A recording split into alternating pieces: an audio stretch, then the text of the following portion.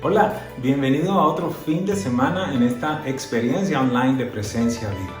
Ha sido maravilloso lo que Dios ha hecho en estos últimos fines de semana. He recibido muchos mensajes respecto a los testimonios, las cosas que Dios les viene hablando y quiero decirles que son muy importantes para nosotros, para todo el equipo pastoral.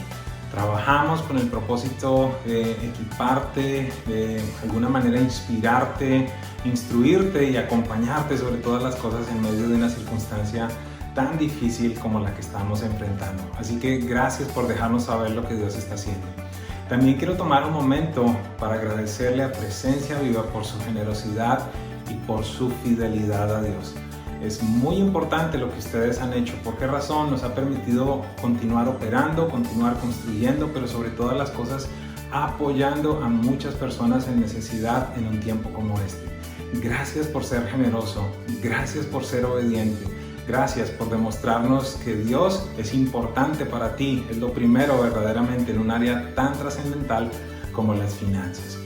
Esta serie en la que estamos está siendo muy especial. Bueno o eterno. Es un proceso difícil para muchos de nosotros aprender, tratar de incorporar unos conceptos que son totalmente nuevos y el día de hoy precisamente venimos a tratar de dar herramientas, tratar de profundizar un poco más en este concepto de lo eterno. Y para muchas personas ha sido difícil el poder entender esta idea de la eternidad o, por llamarlo de alguna manera, esta idea del reino de los cielos. Jesús mismo, al presentarse aquí en el planeta Tierra, empezó a establecer ciertas cosas que iban totalmente en contra con lo que las personas esperaban. Es más, muchas personas piensan que el concepto que el pueblo de Israel tenía respecto a ese Mesías era el de un general o un gobernante poderoso con un gran ejército, con mucho armamento que venía en términos naturales a destruir el imperio que estaba gobernando sobre Israel. Pero Jesús se presentó con un gobierno, con leyes, con acciones totalmente diferentes. Yo podría decirlo de alguna manera diametralmente opuestas. En determinado momento él dijo: mi reino no es de este mundo. Así que ese es uno de los grandes retos que usted y yo tenemos como hijos de Dios y como discípulos de Jesús. Presentarnos como embajadores, como representantes de un reino que no es de este mundo. Pero la pregunta que surge es: ¿cómo podemos nosotros empezar a practicar? ¿Cómo podemos incorporar estos conceptos en medio de nuestra vida? ¿Cómo podemos empezar a pensar de una manera diferente? ¿Qué cosas? ¿Haciendo qué cosas? ¿Cómo se puede notar nuestro nivel de compromiso con la eternidad? El día de hoy voy a tratar de darle algunas herramientas y bueno, quiero que vayamos directamente a la enseñanza. El primer punto fundamental, que si pudiéramos llamarlo de alguna manera, que puede ser un termómetro de qué tanto nosotros estamos operando en lo eterno, es la manera como reaccionamos ante las pruebas. Quiero que me acompañen por un momento al final del capítulo que estábamos estudiando la semana pasada en 2 Corintios 4, porque allí el apóstol Pablo nos da algunas conclusiones muy importantes respecto a cómo verdaderamente nosotros debemos enfocarnos, cómo debemos enfrentar las pruebas. Así que vamos a 2 Corintios capítulo 4 del verso 16 al verso 18. Dice lo siguiente: por tanto, no nos desanimamos. Al contrario, aunque por fuera nos vamos desgastando, por dentro nos vamos renovando día tras día. Y es una referencia exacta y perfecta al inicio del capítulo, cuando él nos enseñaba la semana pasada que Dios ha depositado un tesoro espectacular en vasijas que son muy frágiles, en vasijas de barro. Y aquí una vez más lo dice por fuera, es decir, la vasija se va desgastando en tanto el tesoro se va renovando día tras día. Y el verso 17 nos deja saber un poco más esto que quiero tratar de compartirles en este momento. Pues los sufrimientos ligeros y efímeros que ahora padecemos producen una gloria eterna que vale muchísimo más que todo sufrimiento. Así que no nos fijamos en lo visible, sino en lo invisible, ya que lo que se ve es pasajero, mientras que lo que no se ve es eterno. Y aquí podemos llegar a una primera conclusión bastante rápido. Lo visible es pasajero, lo invisible es eterno. Y de nuevo estamos hablando de unas contradicciones difíciles para muchos de nosotros, pero no se preocupe, el Espíritu Santo nos capacita para poder ver lo invisible. La pregunta que surge o que podemos plantearnos aquí es ¿cuáles serán esos sufrimientos ligeros y efímeros de los que hablaba el apóstol Pablo? Acompáñame también allí a 2 de Corintios 11 y vamos a estar leyendo desde el verso 23 hasta el verso 28. Quiero tratar de ver, quiero tratar de mostrarle, quiero tratar de que podamos de alguna manera identificar cuáles eran esos sufrimientos pasajeros, efímeros, estos leves sufrimientos que el apóstol Pablo dice que al enfrentarlos, aunque la vasija se desgastaba, producía algo de renovación interior, es decir, el tesoro se renovaba por medio de estas circunstancias. ¿Cuáles fueron estas circunstancias? Dice lo siguiente: he trabajado más arduamente, he sido encarcelado más veces, he recibido azotes más severos, he estado en peligro de muerte repetidas veces. 5 veces recibí de los judíos 39 azotes. 3 veces me golpearon con varas. 1 vez me apedrearon. 3 veces naufragué y pasé un día y una noche como náufrago en alta mar. Mi vida ha sido un continuo ir y venir de un sitio a otro, en peligros de ríos, en peligros de bandidos, en peligros de parte de mis compatriotas, peligros a mano de los gentiles, peligros en la ciudad, peligros en el campo, peligros en el mar, peligros por parte de los falsos hermanos. He pasado muchos trabajos y fatigas y muchas veces me he quedado sin dormir. He sufrido hambre y sed.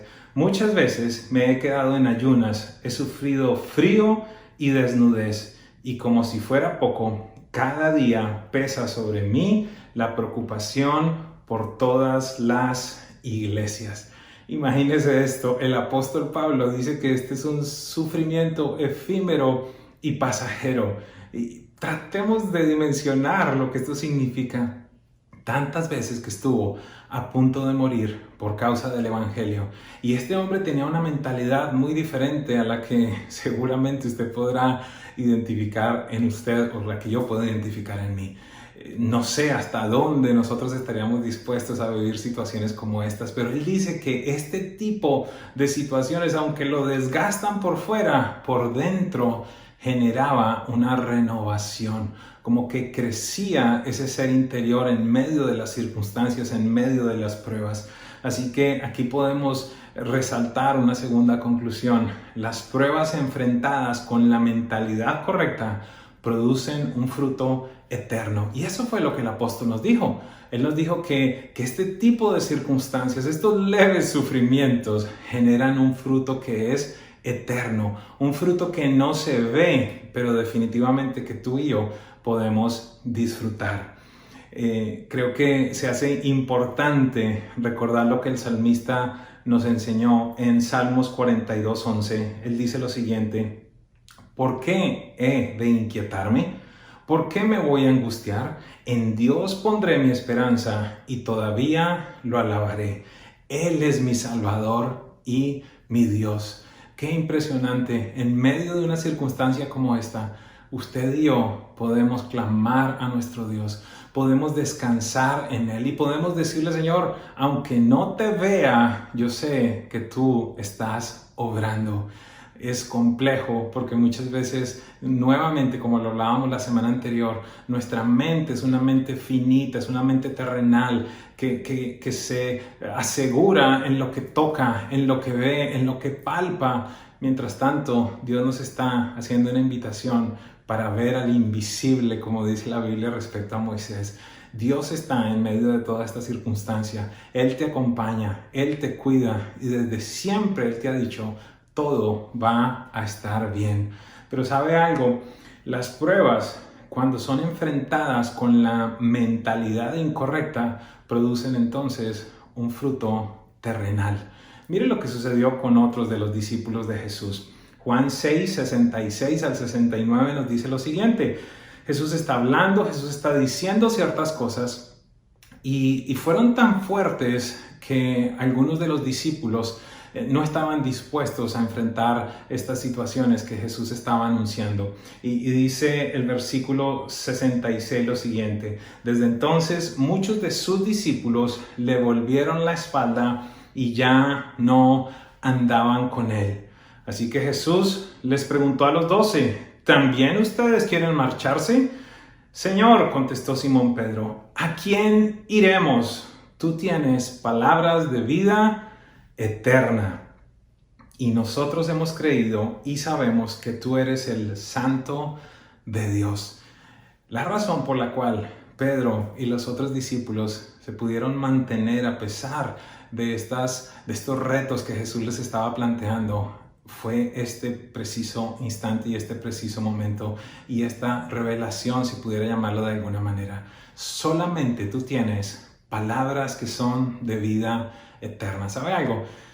Hay tantas y tantas personas que quieren escuchar a motivadores, a personas que les ayudan en su superación personal, a personas que les ayudan a poner su mentalidad en el futuro, a personas que les ayudan a arreglar su estima propia. Pero ¿sabe algo? Todo esto, no estoy en contra de nada de esto, pero todo esto viniendo desde una fuente simplemente terrenal, no va a causar un fruto permanente en ti. Quizás te emocionas por 1, por 2, por 3 semanas, pero después vuelves a la realidad que estás vacío. Sin embargo, Pedro aquí nos dice algo impresionante. Señor, ¿a dónde iremos? Solamente tú tienes palabras de vida eterna. Y esa tiene que ser nuestra ancla, ese tiene que ser el faro que nosotros miramos en un tiempo como este. La palabra de Dios que es eterna. Recuerda lo que Jesús mismo dijo: el cielo y la tierra pasarán, pero mis palabras no pasarán. Así que la manera como nosotros enfrentamos las pruebas, la manera como reaccionamos, la manera como las vemos, determinará verdaderamente si se está produciendo en nosotros un fruto eterno, un fruto que perdura para siempre, o simplemente nosotros estamos reaccionando de una manera terrenal y, como sucedió con estos discípulos, abandonamos, le damos la espalda a Jesús. Hay un segundo aspecto que quiero compartir con ustedes en este día y son esas herramientas y por favor escúcheme con una atención, herramientas invisibles para enfrentar pruebas visibles. Yo sé que de nuevo que quizás Dios nos está haciendo crecer nuestra mente, pero le pido al Espíritu Santo que traiga este entendimiento, porque solamente Él nos puede revelar este tipo de palabra, este tipo de instrucción. Herramientas invisibles para enfrentar pruebas visibles. ¿Y cuál es la herramienta número 1? La herramienta número 1 es la fe.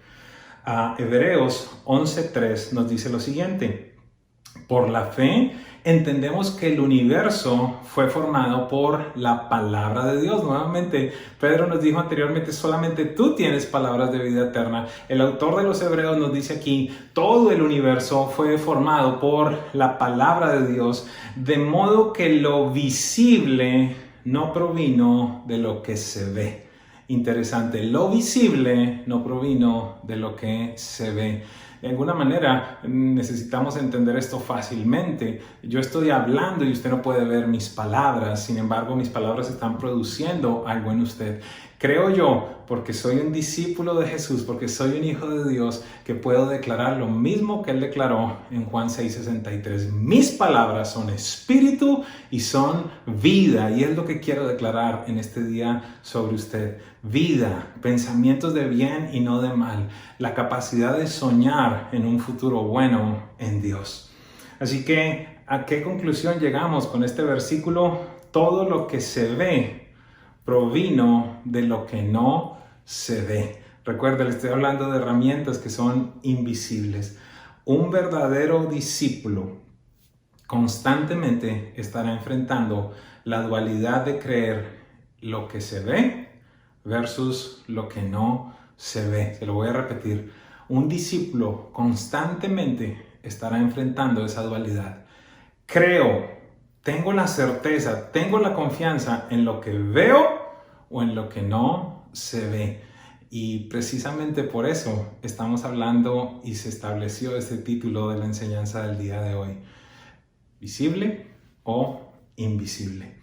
Mire lo que dice Hebreos 11 del 1 al 3, que es la definición de la fe. Por eso le estoy hablando de herramientas invisibles.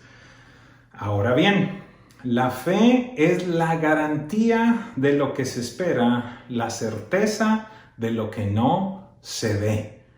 La fe entonces es la garantía de lo que se espera y la certeza de lo que no se ve. ¿Cómo crezco entonces en mi fe? Puede ser una pregunta que muchas personas pueden tener en este instante. Romanos 10:17 dice, así que la fe viene como resultado de oír el mensaje y el mensaje que se oye es la palabra de Cristo. ¿A dónde vamos con esto? En este día usted está escuchando palabra que proviene de Cristo. Mis palabras están viniendo de la palabra inspirada por Dios, de lo que Jesús mismo dijo, de lo que el apóstol Pablo escuchó hablar de Jesús y lo predicó a muchas personas. Y nos dice la Biblia que la fe viene por el oír, pero no oír cualquier cosa, viene por el oír la palabra de Dios. Así que en este día Dios le está equipando, Dios le está dando la capacidad de creer aún mucho más, pudiera decirlo de esta manera, de crecer en su nivel de fe. Y el secreto que aquí la Biblia nos enseña es el siguiente: para crecer en fe necesitas crecer en el estudio de la palabra. Sí, es cierto. Yo te puedo dar muchas, no sé, citarte muchas cosas, decirte algunos pensamientos quizás muy interesantes. Pero la palabra de Dios tiene potencia, la palabra de Dios es viva, es eficaz. Por eso para un discípulo verdadero, no es opcional leer la Biblia, no es opcional estudiar la palabra de Dios. ¿Por qué razón? Una vez más, porque allí entonces crece tu fe. Y tu fe es la primera herramienta invisible para luchar contra pruebas visibles. Ahora, dentro de este punto quiero compartir algunas armas que Dios nos da para un tiempo como este. La primera arma que necesitamos entender es que, o mejor, lo primero que necesitamos entender en un tiempo como este lo dice Efesios 6:12. Porque nuestra lucha no es contra seres humanos, sino contra poderes, contra autoridades, contra potestades que dominan este mundo de tinieblas, contra fuerzas espirituales malignas en las regiones celestiales.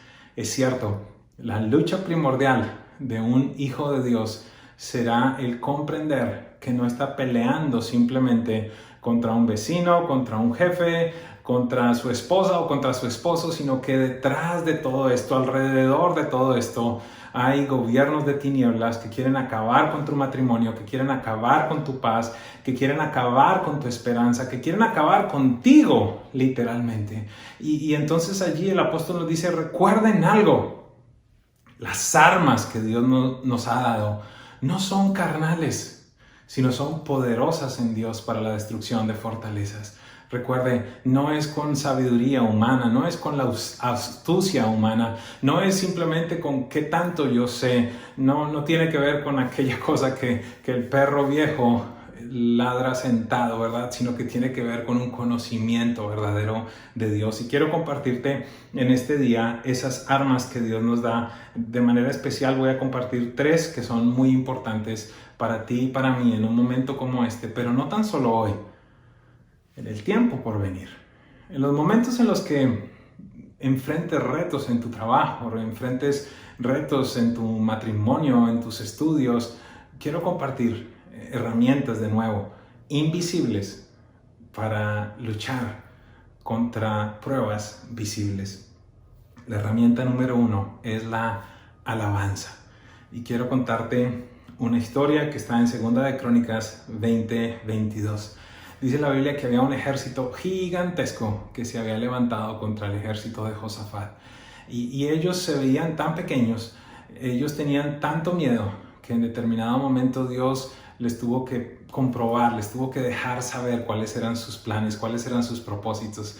De nuevo, a un general del ejército Dios le da un plan que no era muy cuerdo, no era muy sencillo de digerir. Mire lo que dice Segunda de Crónicas 20:22, al Josafat. Entonces, hacer caso perfecto, al seguir obedientemente la orden de Dios, mire lo que sucedió.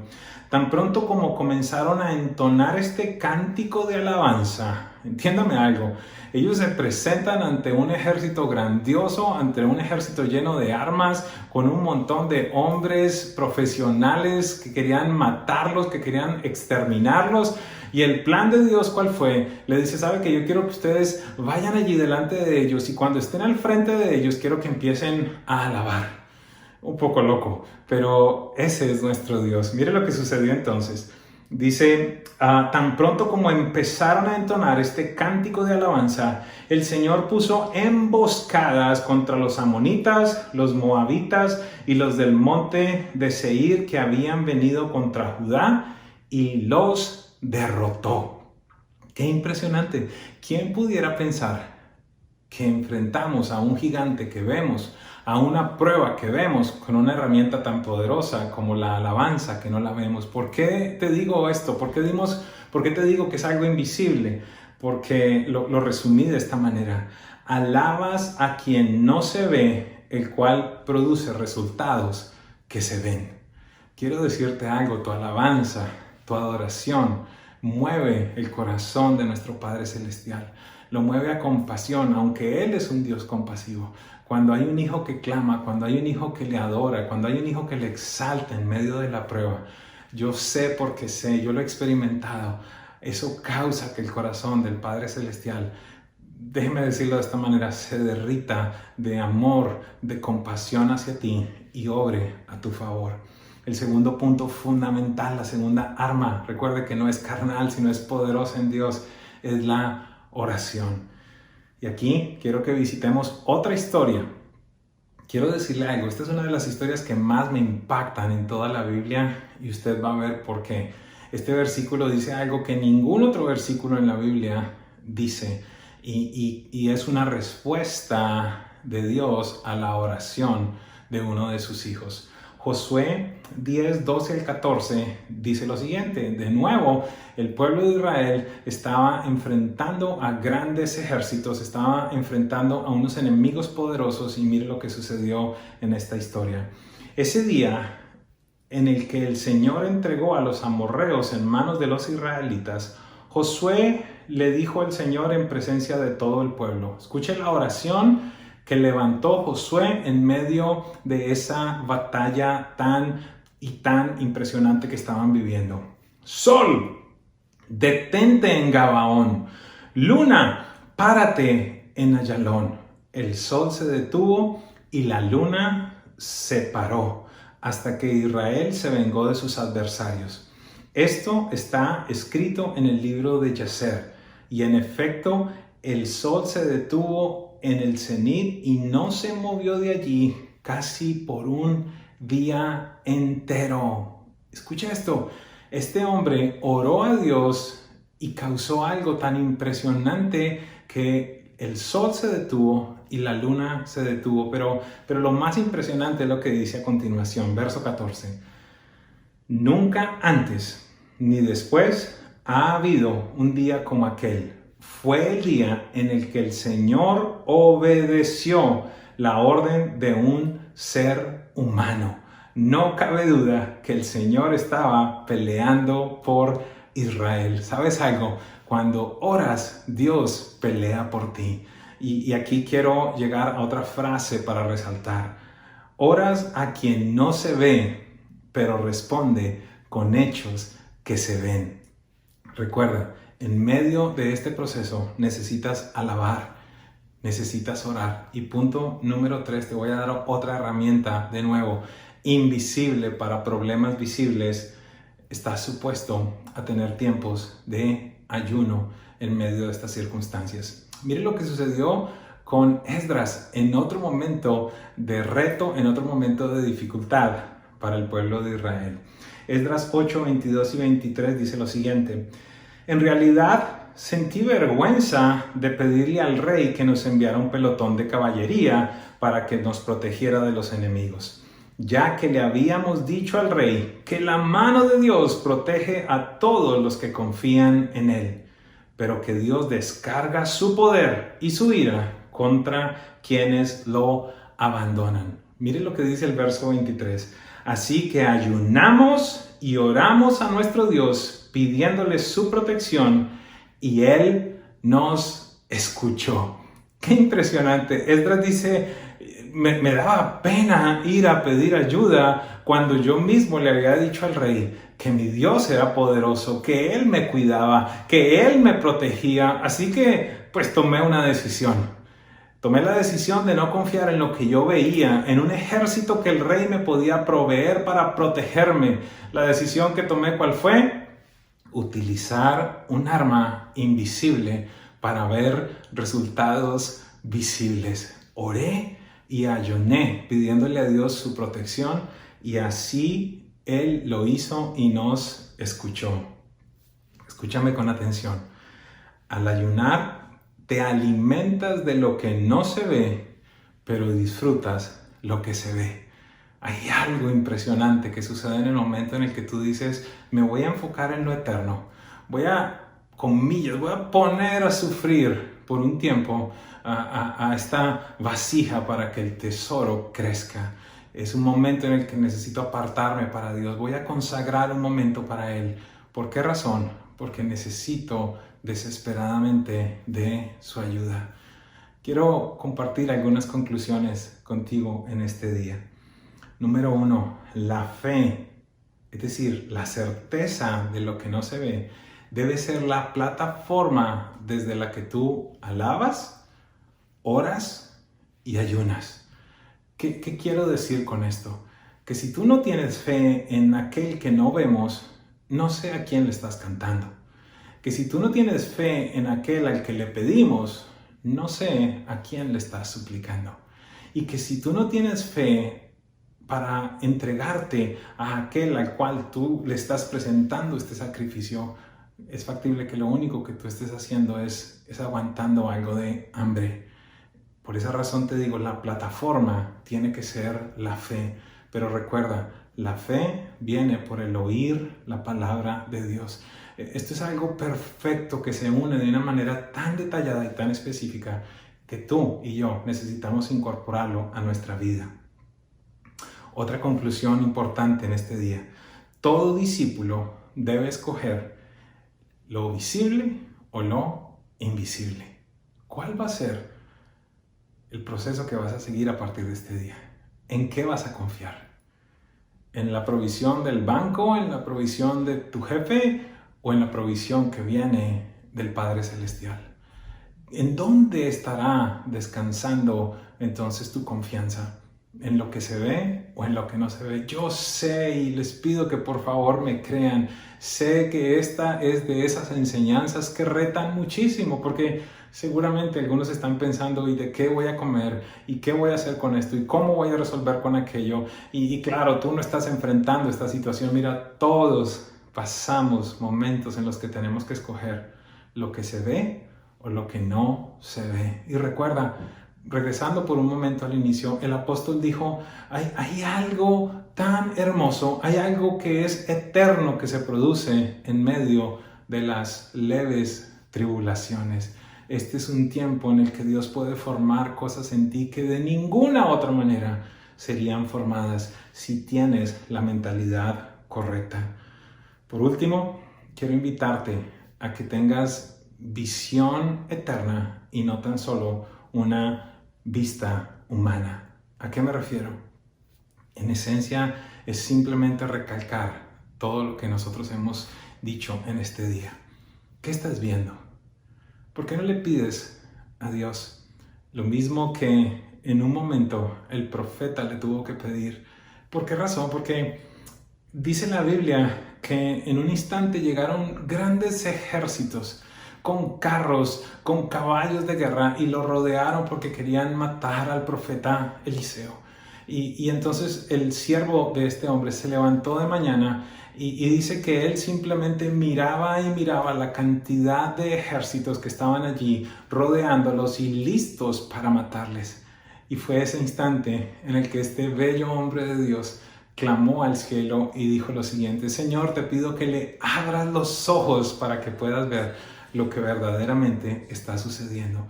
Dice la Biblia allí que sus ojos fueron abiertos y él pudo ver que habían carros de fuego, caballos que estaban rodeándolo.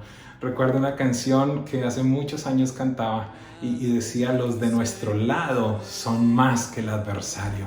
Hoy puedes estar totalmente seguro de eso.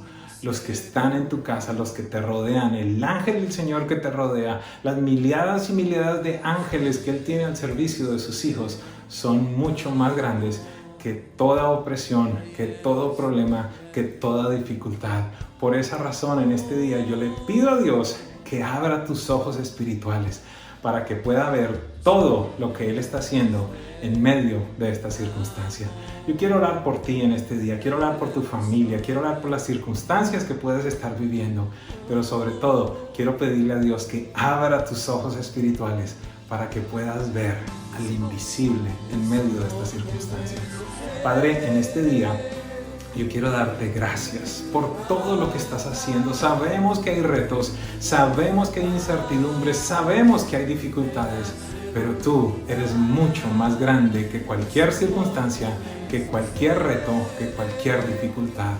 En este día, Padre, yo te pido que abras los ojos espirituales de toda persona que me escucha, de toda persona que me ve en este día. Por la autoridad de Cristo Jesús, yo hablo vida sobre tu casa, yo hablo esperanza sobre tu casa, yo hablo que el gozo de Dios viene a visitarte una vez más. Yo pido que ángeles del cielo rodeen tu casa, tu aposento, aún cuando duermes, cuando comes, cuando descansas. Que el Padre Celestial sea tan, pero tan real por medio de su Espíritu en tu hogar, en el lugar donde tú vives, que puedas comprender cuán real es Él, que puedas palparlo, que puedas sentirlo, que aún otros puedan ver algo totalmente diferente en ti. Te bendigo con paz, iglesia. Te bendigo con la certeza de saber que todo va a estar bien, que Dios te cuidará, que te acompañará y que de su mano saldremos victoriosos en medio de esta circunstancia. Oro en el nombre de Jesús. Amén y amén. Y quiero tomar un momento para orar también y para dirigirme por un instante a las personas que posiblemente nos están viendo por primera vez, o no sé, quizás has estado en las semanas anteriores escuchando alguna de las enseñanzas que hemos preparado. Quiero decirte que el Padre Celestial te ama y esa es la razón por la que en este momento estás escuchando estas palabras. No es una casualidad, no es una coincidencia. Él tenía una cita contigo. Y es muy sencillo lo que te quiero decir en este día. La palabra de Dios dice que tú y yo somos pecadores y que estamos separados de Dios. ¿Qué nos hace pecadores? Básicamente nuestra naturaleza.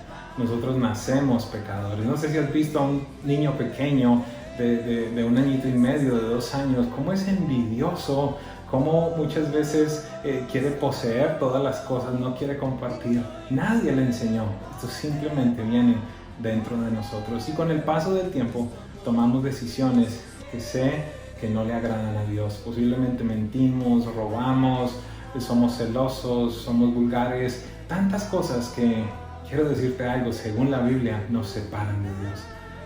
Es factible que digas: y entonces, ¿cómo voy a estar pegado a Dios? ¿Cómo me voy a reconciliar con Él si esta es mi naturaleza, este es quien yo soy?